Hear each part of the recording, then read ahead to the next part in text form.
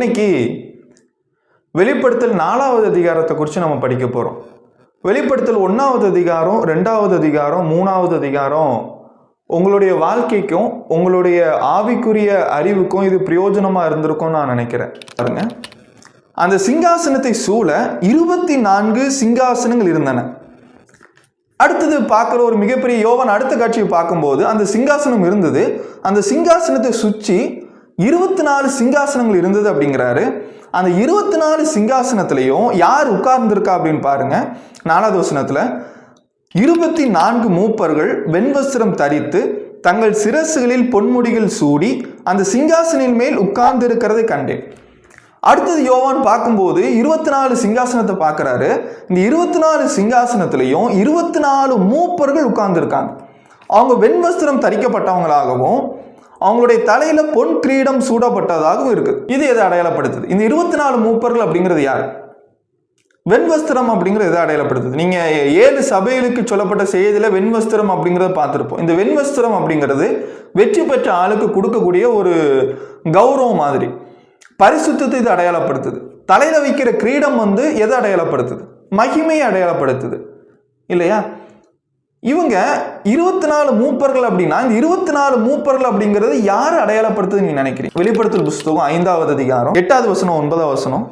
அந்த புஸ்தகத்தை அவர் வாங்கின போது அந்த 4 ஜீவன்களும் 24 மூப்பர்களும் தங்கள் தங்கள் சுரமண்டலங்களையும் பரிசுத்தவான்களுடைய ஜெபங்களாகிய தூப வர்க்கத்தை நிறைந்த பொற்கலசங்களையும் பிடித்து கொண்டு ஆட்டுக்குட்டியானவருக்கு முன்பாக வணக்கமாய் விழுந்து 9வது வசனம் பாருங்க. இப்போ இது யார் சொல்றா அப்படின்னா 24 மூப்பர்கள் சொல்றாங்க. தேவரீர் புஸ்தகத்தை வாங்கவும் அதன் முத்திரைகளை உடைக்கவும் பாத்திரராய் இருக்கிறீர். ஏனெனில் நீர் அடிக்கப்பட்டு சகல கோத்திரங்களிலும் பாசைக்காரரிலும் ஜனங்களிலும் ஜாதிகளிலும் இருந்து எங்களை தேவனுக்கென்று உம்முடைய இரத்தத்தினாலே மீட்டு கொண்டீர்கள். அப்போ இந்த 24 மூப்பர்கள் இயேசு கிறிஸ்து பத்தி பேசும்போது நீர் எங்களை மீட்டு கொண்டீர் அப்படின்னு சொல்றார். அப்போ இங்க வெளிப்படுத்தல் 4வது அதிகாரம் 4வது வசனத்துல தேவனுடைய சிங்காசனத்தை சுற்றி இருந்த 24 சிங்காசனங்கள் இருந்த மூப்பர்கள் அப்படிங்கிறது யார் அடையாளப்படுத்துது அப்படின்னா, பழைய ஏற்பாட்டிலையும் புதிய ஏற்பாட்டிலையும் தேவனுடைய சட்டத்தின்படி வாழ்ந்து ஜெயம் பெற்ற தேவனுடைய பிள்ளைகளை என்ன பண்ணுது அப்படின்னு அடையாளப்படுத்துது. தேவனுடைய சிங்காசனத்தை சுற்றி இருந்த 24 சிங்காசனத்துல இருந்து 24 மூப்பர்கள் அப்படிங்கிறது தேவனுடைய பிள்ளைகளை, இந்த பூமியில வாழ்ந்துட்டு இருக்கக்கூடிய உண்மையான தேவனுடைய பிள்ளைகளை பிரதிபலிக்கக்கூடியதா இருக்கு. 5வது வசனம், அந்த சிங்காசனத்திலிருந்து, எந்த சிங்காசனத்திலிருந்து அப்படின்னா தேவன் உட்கார்ந்து இருந்தார் இல்லையா ஒரு சிங்காசனம், அந்த சிங்காசனத்திலிருந்து மின்னல்களும் 1, இடி முழக்கங்களும் 2, 3வது சத்தங்களும் புறப்பட்டன. தேவன் உட்கார்ந்திருந்த சிங்காசனத்திலிருந்து இடிகளும் மின்னல்களும் புறப்பட்டன அப்படிங்கிறது எப்படி இருக்கும் கொஞ்சம் யோசிச்சு பாருங்களேன். நீங்க உட்கார்ந்து இருக்கிற சேர்ல உங்கள்கிட்ட கரண்ட் ஷாக் ஏதாவது கொடுத்தா அந்த சேர்ல நம்ம உட்கார முடியாது. சூடா இருக்கிற இடத்துல போய் நம்ம உட்கார முடியாது. இப்போ தேவனுடைய சிங்காசனத்திலிருந்து இடி முழக்கங்களும் மின்னல்களும் புறப்பட்டது அப்படின்னா தேவனுடைய வல்லமையை காட்டக்கூடியதா இருக்குது. அதாவது ஒரு மின்னலுடைய சக்தி எவ்வளவு சக்தி அப்படின்னா ஒரு சூரியனுடைய மேற்பரப்புல இருக்கக்கூடிய வெப்பத்திற்கு சமமானது தான் ஒரு மின்னலுடைய சக்தி. இந்த மின்னல் உருவாகும் போது அது பக்கத்துல உருவாக்கக்கூடிய ஷாக் வேவ் அப்படின்னு சொல்லுவோம். அந்த ஷாக் வேவ் தான் என்ன அப்படின்னா இடி. இந்த மின்னலும் இடியும் மனிதனுடைய வல்லமைக்கு மேற்பட்ட ஒரு விஷயம். ஏதாவது ஒரு மனிதனால இடியையும் மின்னலையும் தாங்க முடியுமா அப்படின்னா அது கஷ்டமான விஷயம். இடிகளும் மின்னல்களும் ஒரு மனிதனை பயமுறுத்தக்கூடிய விஷயம். அப்போ தேவனுடைய வல்லமையையும் அவருடைய அதிகாரத்தையும் அவருடைய மகா மேன்மையும் காண்பிக்கிறதுக்கு அவருடைய சிங்காசனத்திலிருந்து இடியும் மின்னல்களும் சத்தங்களும் வருது. யாத்ரா புஸ்தகம் 19வது அதிகாரத்துல இஸ்ரவேல் ஜனங்கள் சீனாய் மலையில இருக்கும்போது தேவன் அந்த மலையில இறங்கும்போது அங்க இடிகளும் மின்னல்களும் வந்ததுனால இஸ்ரவேல் ஜனங்கள் பயந்து மோசையை பார்த்து நீங்க போய் தேவன்கிட்ட பேசுங்க அப்படின்னு சொல்றதை பார்க்கிறோம். அப்போ இது தேவனுடைய வல்லமையை காண்பிக்கிறதா இருக்கு. இன்னும் இந்த சிங்காசனத்துல என்ன இருக்குது அப்படின்னா தேவனுடைய 7 ஆவிகளாகிய 7 அக்னி தீபங்கள் சிங்காசனத்துக்கு முன்பாக எரிந்து கொண்டிருந்தன. இந்த இடத்துல இருந்து தேவனுடைய 7 ஆவிகள் அப்படிங்கிறது பரிசுத்த ஆவியை அடையாளப்படுத்தக்கூடியதா இருக்குது. 6வது வசனம் பாருங்க. அந்த சிங்காசனத்திற்கு முன்பாக பளிங்குக்கு ஒப்பான கண்ணாடி கடல் இருந்தது. அடுத்தது யோவான் பார்க்கும்போது அந்த சிங்காசனத்துக்கு முன்னாடி என்ன இருந்தது அப்படின்னு பார்க்கிறாரு. பளிங்குக்கு ஒப்பான கண்ணாடி கடல். இது எதை அடையாளப்படுத்துது? இது உண்மையான ஒரு கண்ணாடி கடல் அங்க இருக்குது அப்படின்னு நம்ம எடுத்துக்க முடியாது. அப்படி நம்ம எடுத்துக்கிட்டோம் அப்படின்னா தேவன் பார்க்கறதுக்கு மரகதம் மாதிரியும் இருக்கிறார் அப்படின்னு நம்ம சொல்லணும். ஆனால் இந்த இடத்துல சொல்லப்பட்டது உருவகம். இது எதை அடையாளப்படுத்துது?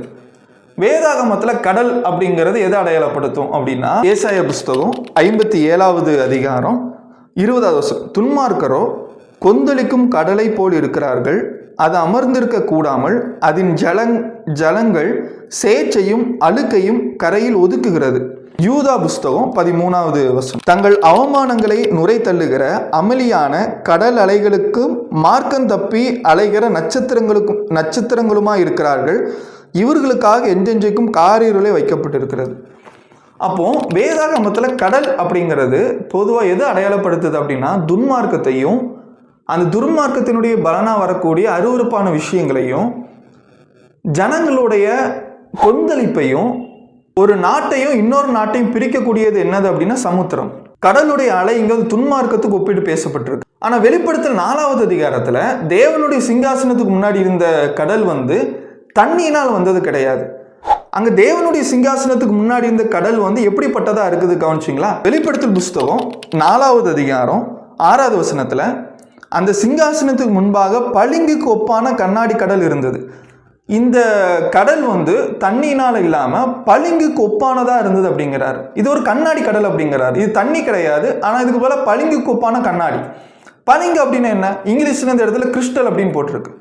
வெளிப்படுத்தல் புஸ்தகம் 22வது அதிகாரம் 1வது வசனம், பின்பு பளிங்கை போல் தெளிவான ஜீவ தண்ணீர் உள்ள சுத்தமான நதி தேவனுக்கும் ஆட்டுக்குட்டியானவருக்கும் இருக்கிற சிங்காசனத்திலிருந்து புறப்பட்டு வருகிறதை எனக்கு காண்பித்தான். அப்போ இந்த இடத்துல பளிங்கு அப்படிங்கிறது சுத்தமான தெளிவான விஷயத்தை காட்டுது. அதாவது இது அருவருப்பை காட்டுறதா இல்லாமல் பரிசுத்தத்தையும் தூய்மையும் காட்டக்கூடியதாக இருக்குது. அப்போ தேவனுடைய சிங்காசனத்துக்கு முன்னாடி இருந்த அந்த கடல் பளிங்குக்கு ஒப்பா இருந்தது அப்படின்னா அது துன்மார்க்கத்தை காட்டாமல் பரிசுத்தத்தை காட்டுது. இந்த பூமியில் இருக்கக்கூடிய கடல் துன்மார்க்கமாக அருவருப்பையும் நுரைகளையும் தள்ளக்கூடியதாக இருந்தாலும் பரலோகத்தில் தேவனுடைய சமூகமானது எப்படிப்பட்டதாக இருக்குது அப்படின்னா தூய்மையானதாகவும் பரிசுத்தமானதாகவும் இருக்குது. தூய்மை இல்லாமல் பரிசுத்தம் இல்லாமல் எந்த ஒரு மனுஷனாலும் பரலோகத்துக்கு போக முடியாது. அப்போ இந்த பூமியில் பிறந்த எந்த ஒரு மனுஷனும் பரலோகத்துக்கு போக முடியாது அப்படின்னா இந்த கண்ணாடி கடலை பளிங்கு கூப்பான கடலில் நம்மளை நடக்க வைக்கிறதுக்காக ஒருத்தர் மரித்திருக்கிறார், இயேசு கிறிஸ்து. அவருடைய ரத்தம் மாத்திரம்தான் நம்மளை அந்த கண்ணாடி கடல் வழியாக நடந்து தேவனுடைய சமூகத்துக்கு முன்னாடி போக வைக்குது. அவர் இல்லை அப்படின்னா நம்ம ஒன்றும் பண்ண முடியாது. இதனால தான் ஞானஸ்நானங்கிறது எவ்வளோ முக்கியமான விஷயம் அப்படின்னு நம்ம போதிக்கிறோம். 4வது அதிகாரம் 6வது வசனம், அந்த சிங்காசனத்தின் மத்தியிலும் அந்த சிங்காசனத்தை சுற்றிலும் 4 ஜீவன்கள் இருந்தன, அவைகள் முன்புறத்திலும் பின்புறத்திலும் கண்களால் நிறைந்திருந்தன. 7வது வசனம், முதலாம் ஜீவன் சிங்கத்திற்கு ஒப்பாக இருந்தது, 2வது ஜீவன் காளைக்கு ஒப்பாகவும், 3வது ஜீவன் மனுஷ முகம் போன்ற முகம் உள்ளதாகவும், 4ஆம் ஜீவன் பறக்கிற கலகவும் ஒப்பாகவும் இருந்தது. அடுத்தது யோவான் பார்க்கும்போது அந்த சிங்காசனத்தை சுற்றி 4 ஜீவன்களை பார்க்கிறார். ஒன்று சிங்கத்தை போல இருந்தது, சிங்கம் கிடையாது, சிங்கத்தை போல இருந்தது. 2வது காளையை போல இருந்தது. 3வது மனுஷ முகம் போல இருந்தது. 4வது அழுகை போல இருந்தது. இந்த 4மே தேவனுடைய தன்மையை பிரதிபலிக்கக்கூடியதா இருக்குது. சிங்கம் அப்படின்னா உங்களுக்கு என்ன ஞாபகம் வரும்? காட்டுக்கு ராஜா, வலிமையானது, தைரியமானது. நீதிமொழிகள் 28வது அதிகாரம் 1வது வசனத்துல நீதிமான்கள் சிங்கத்தை போல் தைரியமானவர்கள் அப்படின்னு படிக்கிறோம். காளை அப்படின்னாலே நம்மளுக்கு பலம் தான் ஞாபகம் வரும், அது ரொம்பவும் பலமானது. மனுஷ முகம் அப்படின்னா தேவனால் படைக்கப்பட்ட எல்லா மிருகங்கள் விலங்குகளை விட மனிதன் புத்தி கூர்மை உடையவனா இருக்கிறான். 4வது விஷயம், அழுகு அப்படின்னாலே நம்மளுக்கு என்ன ஞாபகம் வரும்னா வேகம் தான் ஞாபகம் வரும். அதாவது வலிமை, புத்தி கூர்மை, தைரியம், பலம், வேகம். இது எல்லாமே மனிதனுடைய வாழ்க்கையில இருக்கக்கூடிய முக்கியமான விஷயங்கள். இந்த திறன்கள் இருக்கிற மனிதர்கள் சிறந்தவங்களா இருப்பாங்க. ஆனா இது எல்லாத்தையும் விட மேலானவர் யார் அப்படின்னா தேவன். இது எல்லாமே தேவனுடைய சிங்காசனத்துக்கு முன்னாடி இருக்குது இல்லையா? இங்க தேவனுக்கு மிஞ்சின வலிமையும் கிடையாது, தேவனுக்கு மிஞ்சின பலமும் கிடையாது, தேவனுக்கு மிஞ்சின புத்தி கூர்மையும் கிடையாது. எல்லாமே தேவனுக்கு கீழே அப்படிங்கிறத காட்டுது. 8வது வசனம் பாருங்க, அந்த 4 ஜீவன்களிலும் ஒவ்வொன்றும் அவ்வாறு சிறகுகள் உள்ளதும் சுற்றிலும் உள்ளேயும் கண்களால் நிறைந்தவைகளுமாய் இருந்தன. அவைகள் இருந்தவரும் இருக்கிறவரும் வருகிறவரும் ஆகிய சர்வ வல்லமையுள்ள தேவனாய கர்த்தர் பரிசுத்தர் பரிசுத்தர் பரிசுத்தர் என்று இரவும் பகலும் ஓய்வில்லாமல் சொல்லிக் கொண்டிருந்தன. இந்த 4 ஜீவன்களும் தேவனை மகிமைப்படுத்துகிறதா இருக்கு. 9வது வசனம் பாருங்க. மேலும் சிங்காசனத்தின் மேல் வீற்றிருந்து சதா காலங்களிலும் உயிரோடு இருக்கிறவருக்கு அந்த ஜீவன்கள் மகிமையும், கவனிங்க, மகிமை 1, 2வது கனம், 3வது சோத்திரத்தை செலுத்தும் போது இந்த 4 ஜீவன்களும் தேவனை மகிமைப்படுத்தி கனப்படுத்தி சோத்திரிக்கிறத பார்க்கிறோம். மனிதர்களா இருக்கிற நம்ம படைக்கப்பட்டதனுடைய நோக்கம் என்ன? நமக்கு தேவன் வல்லமையையும் ஞானத்தையும் பலத்தையும் வேகத்தையும் கொடுத்துருக்கிறதுக்கான நோக்கம் என்ன அப்படின்னா, இது எதுவுமே நம்மகிட்ட இருந்து வந்ததில்லை. இது தேவனால் நமக்கு கொடுக்கப்பட்ட ஒரு விஷயம். தேவனால் படைக்கப்பட்டிருக்கிற நம்மளுடைய வாழ்க்கையில தேவனை மகிமைப்படுத்தணும் அப்படிங்கிறதான் அடிப்படையான கோரே. தேவனை படைச்சதற்கான நோக்கமே நாம் அவரை மகிமைப்படுத்துறதுக்கு.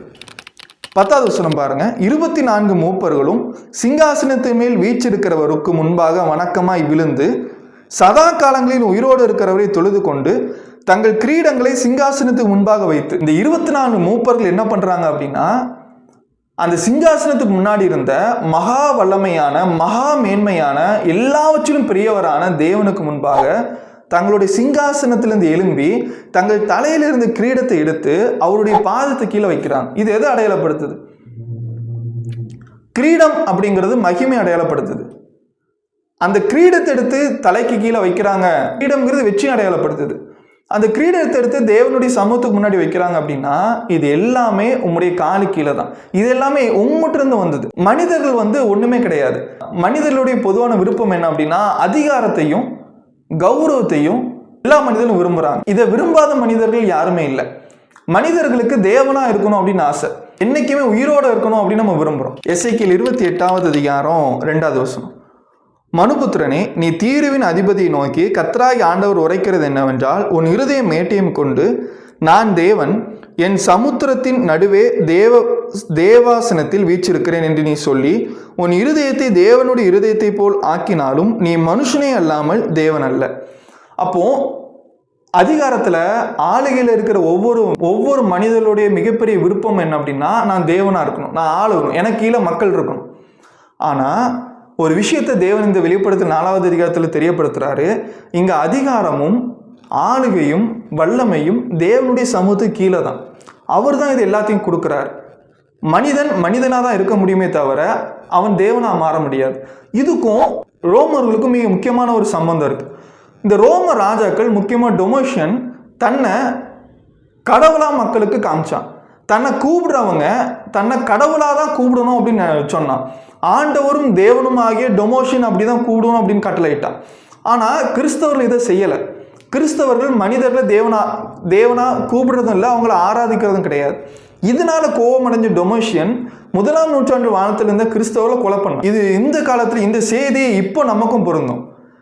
நம்ம பெற்றிருக்கிற கனமும் மரியாதையும் ஐஸ்வர்யங்களும் எல்லாமே தேவன் நம்மளுக்கு கொடுத்தது. நாம் செய்ய வேண்டிய விஷயம் நம்ம தேவனுக்கு முன்பாக நம்மை நாமே தாழ்த்துவது. வெளிப்படுத்தல் 4வது அதிகாரம் 11வது வசனம். கர்த்தாவே தேவரீர் மகிமையும் கனத்தையும் வல்லமையும் பெற்றுக்கொள்கிறதுக்கு பாத்திராய் இருக்கிறீர். நீர் சகலத்தையும் சிருஷ்டித்தீர்.